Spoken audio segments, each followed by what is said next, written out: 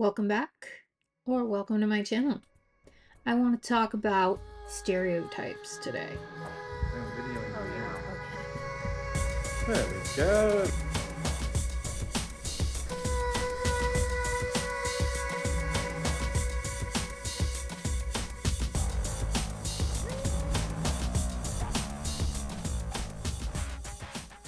Alright, friends, so I want to talk about stereotypes. And not just a list of stereotypes that people think about goths or alternative people. I want to talk about which stereotypes I have. When Jillian Venters had a blog, and she might still, I'm going to look that up and link it down below if she does. One of her philosophies was embrace your stereotypes. And I love that because why the fuck not? Are you going to let somebody else say that you're a stereotype and be offended by that and then stop liking the things that you like just because someone else thinks that that's a stereotype? That's like circular and not, that's silly. Now, let's just like the things that we like. It's okay. So, here are 10 things that are goth stereotypes I lovingly embrace.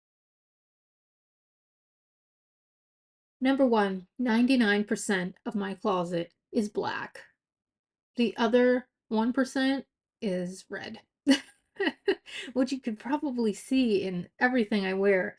Now, I do want to say, once in a while, I will get a little viral thought in my head, and I'm thinking, do I want to change my accent color to purple?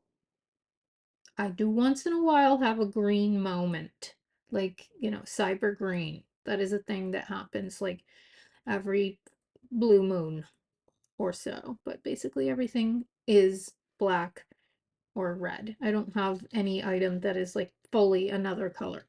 Do I even have any item that is fully red? I'm not sure. I think everything is at least somewhat black. Number two, I love red roses. And for years, I was like, that's so basic. Every basic bitch loves red roses. And I was like, so I love red roses. Sorry, I just do. And they're basic, but they're also elegant and goth. And I love them. That's why they're part of the Amulet brand. Number three, I have more shoes than sense, I guess. I have a lot of shoes. Shoes that I really can't fit them all into my closet at all. It's a problem that I can't stop. I love shoes. Okay, number four. Okay, I actually physically struggle being in the sun. It's true. I hate it. And it's not just a mental pain. I will have issues, physical issues, if I'm in the sun for more than a few minutes. So I carry a sunbrella or a parasol with me everywhere that I go. Yeah, in my little bag, I have like a little totes mini umbrella just in case I get caught in the sun somewhere. No. So that's true. Number five, I am a night owl naturally. I just stayed up all night when I was growing up, reading like a nerd. But yes, I stayed up all night growing up, and now I naturally, if I didn't have to be a grown up, I do like 4 a.m. to 1 p.m. if I can just do whatever I want. And that feels good to me. I don't really get going creatively until like after midnight. That's the time when I'm like, fuck, I need to go to sleep now. And that's tragic, man. So that's how I made Michael and I made our first album was after midnight. So that's extra goth. Making our first album in the witching hours. So, number six, I have a history of depression and I have a history of self-harm. So, that's such a stereotype that I was embarrassed by for a long time because it's like, oh yeah, of course you are. Just look at you like that's such a stereotype.